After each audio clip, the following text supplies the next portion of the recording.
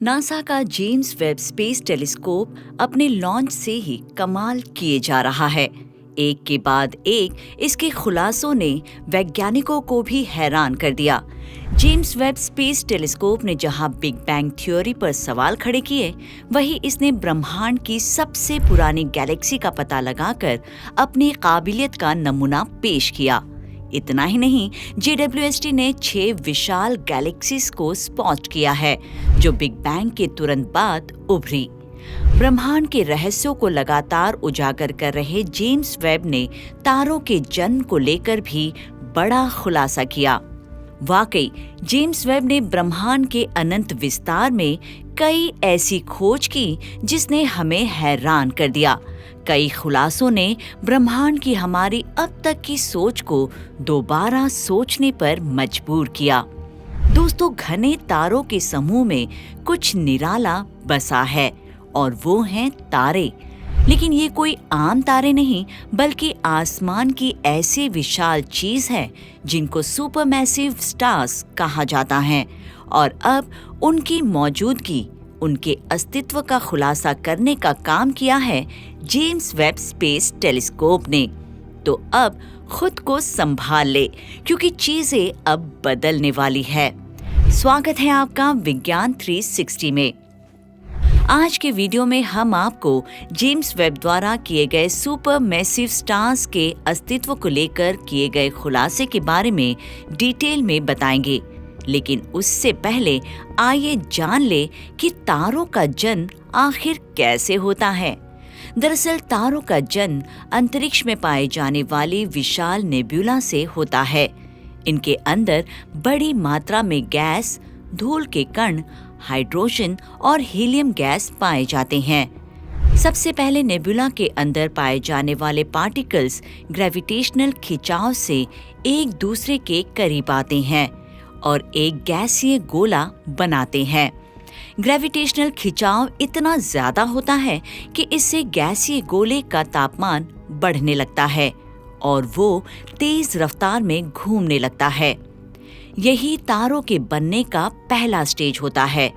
इस दौरान तारे का जहां तक विकास होता है उसे प्रोटोस्टार कहा जाता है। ग्रेविटेशनल खिंचाव की वजह से ये प्रोटोस्टार और भी ज्यादा धूल और गैस को अपनी तरफ खींचता है। ये तब तक चलता रहता है जब तक एक तारे का कोर सही मात्रा में द्रव्यमान यानी मास को जमा नहीं कर लेता। द्रव्यमान के बढ़ने से प्रोटोस्टार के अंदर इतनी ज्यादा डेंसिटी आ जाती है कि उसका कोर बड़ी मात्रा में दबाव और तापमान को पैदा करता है। इसके बाद प्रोटोस्टार अपने अंदर से हाइड्रोजन को फ्यूज करता है, जिसके चलते उसके अंदर न्यूक्लियर फ्यूजन की प्रक्रिया होने लगती है, जिसके बाद हाइड्रोजन के 2 अणु मिलकर हीलियम का एक अणु बनाने लगते हैं। इसकी वजह से प्रोटोस्टार के अंदर से भारी मात्रा में ऊर्जा और प्रकाश बाहर निकलने लगता है, जिससे तारा ब्रह्मांड में चमकने लगता है और इस तरह से अंतरिक्ष में एक नए पूरी तरह से विकसित तारे का जन्म होता है। तारे के जन्म की कहानी के बाद चलिए दोबारा लौटते हैं हमारे आज के टॉपिक पर। दोस्तों, कॉस्मोलॉजी के स्टैंडर्ड मॉडल के मुताबिक बिग बैंग से ब्रह्मांड के बाहर आने के बाद पहले तारों के बनने में 500 मिलियन से 1 बिलियन साल का वक्त लगा। हालांकि ये अब बदल रहा है। Well, that's the problem. The James Webb Space Telescope is upsetting the apple cart. All of a sudden, we realize that we may have to rewrite all the textbooks about the beginning of the universe. Now, it takes many billions of years to create a galaxy, like the Milky Way galaxy, with 100 billion stars, many billions of years old. But the James Webb Telescope has identified 6 galaxies that exist half a billion years after the Big Bang that are up to 10 times bigger than the Milky Way galaxy. That shouldn't happen. क्योंकि शुरुआती ब्रह्मांड में हम सिर्फ एक तारा नहीं, बल्कि तारे के समूह की भी खोज कर रहे हैं और यही बात वैज्ञानिकों को स्तब्ध किए हुए है। So now, let's tune the telescope in to galaxies being born. And oh my gosh, who ordered this? We're finding galaxies in the dark ages. तारों के ऐसे समूह जो सवालों के घेरे में हैं, उन्हें ग्लोब्यूलर क्लस्टर्स कहा जाता है। ऐसे प्राचीन सेलेस्टियल एनक्लेव्स जो करीब 13.4 अरब साल पहले पैदा हुए। ये ना सिर्फ सबसे बड़ा और पुराना तारा समूह है, बल्कि इनके अपने तारों के बीच अलग अलग अजीबोगरीब खासियत और कंपोजिशनल को भी देखा गया है। यानी सोचिए, तारे जिनका अगल बगल में एक साथ जन्म हुआ, जो ढहने वाली गैस और धूल के ही एक कॉस्मिक गर्भ से निकले, लेकिन फिर भी एक साथ बनने के बाद भी इनके ऑक्सीजन, नाइट्रोजन, सोडियम और एल्यूमिनियम जैसे तत्वों की भारी मात्रा में काफी अंतर पाया गया। भारी पैमाने पर पाए जाने वाली विसंगतियों से भरी इस पहेली ने इनको समझने की हमारी कोशिशों को चुनौती दी, जिसने एस्ट्रोनॉमर्स को भी कई सालों से परेशान किया हुआ है। Something is wrong. We may have to revise our theory of the creation of the universe. Now, I personally think that the solution to the problem is these are not baby galaxies at all. They're actually monstrous black holes. Black holes that formed after the instant of creation. That's baffling scientists because they don't fit in the normal sequence of the birth of a galaxy. So I personally think that we're actually looking at monster black holes where perhaps new laws of physics are emerging. And again, if you can figure all this out, there could be a Nobel Prize waiting for you. इस चुनौती से ना घबराते हुए research team इन supermassive stars के छुपे हुए संकेतों का खुलासा करने के लिए निकल पड़े, और इसके लिए उन्होंने जेम्स वेब स्पेस टेलीस्कोप के इंफ्रारेड विजन का सहारा लिया, इस उम्मीद के साथ कि वे नवजात अवस्था में मौजूद ग्लोब्यूलर क्लस्टर्स को कैच कर पाएंगे।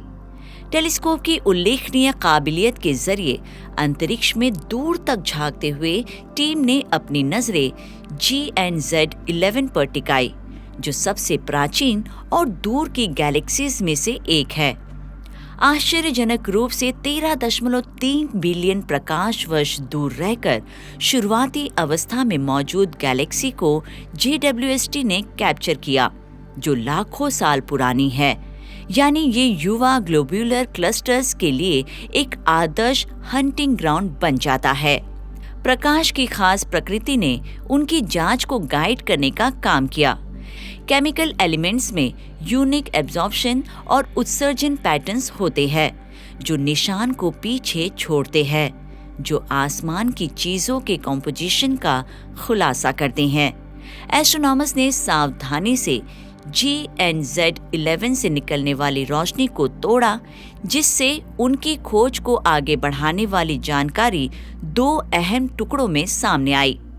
स्टडी टीम के एक प्रतिष्ठित मेंबर और जिनेवा यूनिवर्सिटी में एक एस्ट्रोनॉमी के प्रोफेसर डैनियल ने टिप्पणी की कि हमने तय किया है कि GNZ11 में भारी मात्रा में नाइट्रोजन और कई सितारे हैं।